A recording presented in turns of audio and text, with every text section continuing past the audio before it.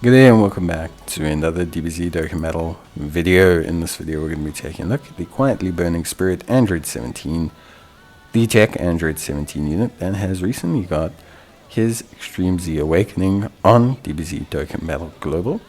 And we're going to see just how good he is, obviously, after his EZA. Now I'm fortunate enough to have him at a rainbow level, much like Android 18. These are quite old units, so a lot of veteran players will have them at a rainbow level, and we'll take a look at just how good he can be at that level in the game. Now he's a tech type lead of 100%, greatly raising defense for 1 turn and causing supreme damage to enemy and raising his attack for up to 6 turns. Attacking defense of 170% with an additional 17% per key sphere obtained, and an additional attack of 50% and defense of 20% per tech key sphere obtained. He gets an additional 50% defense when attacking, and there's a medium chance of evading the enemy's attack, including super. He gets an additional chance of evasion of plus 17% per rainbow key sphere obtained, up to 50, and he launches an additional attack that has a great chance of becoming a super attack when there's another reps of Universe 7 category ally attacking in the same turn. He performs a critical hit when there is another Battle of Wits category ally attacking in the same team, or same turn, sorry. In terms of his links, he has Android Assault, Twin Terrors, Infinite Energy, Patrol, Shocking Speed, Torment of Power, and Sharing the Limit. And in terms of categories, is on Android, Battle of Wits, Defenders of Justice, Reps Universe 7, Siblings Bond, Superheroes, Tournament Participants, USS, and Worthy Rivals. In terms of his hidden potential system, you probably want to consider building him into evasion or additionals. You'll see my unit has crit, but now with him having a critical hit when there's another Battle Wits category ally in the same turn, it's not so necessary to have him have crit unless you're exclusively planning on running him without the Battle of Wits category ally passive. Then it's much better to give him additionals and evasion.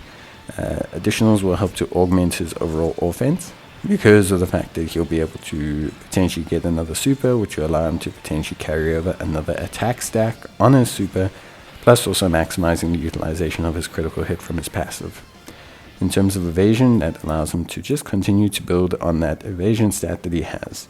Remember, medium chance to evade is 30%, and he gets 17% per rainbow key sphere obtained, which means that overall he can get all the way up to 80% with just 3 rainbow key spheres obtained. If you give him another 15 from the hidden potential system, then his effective evasion rate becomes like 84%, which is pretty high. It's pretty good.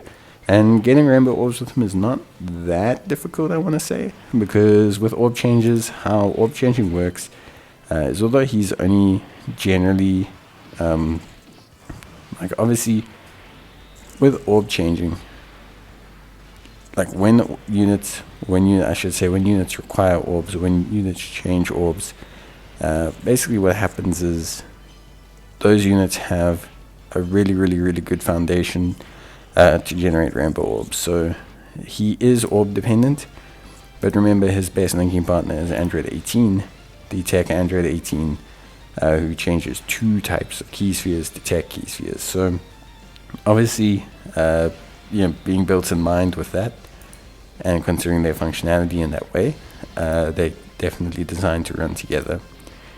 Now I will say, other than that, realistically, for me, I would probably say that overall, Android 17 I don't like as much as Android 18. And the very simple reason is he doesn't create orbs. So he relies a lot on Android 18. They are both orb dependent units.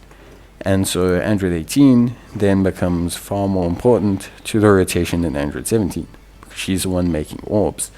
So if she doesn't make enough orbs for them both to eat off of, then it becomes a question of who do you feed the orbs to. And generally I've found that from a defensive functional standpoint, you generally want to give them to Android 18.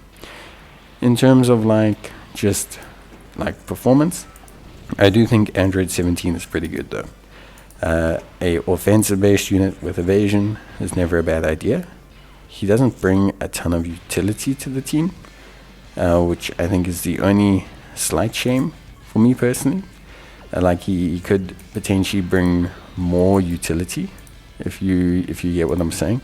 I think he could have changed orbs or made rainbow orbs which maybe would have been better.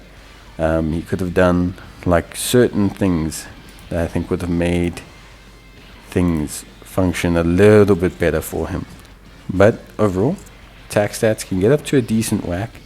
Remember, it may seem a bit strange that he's not getting like 15, 16 million attack stats all the time without getting a lot of orbs, but you have to remember that basically with guaranteed crits, they always kind of put a little bit of a soft cap on how far these units can actually go.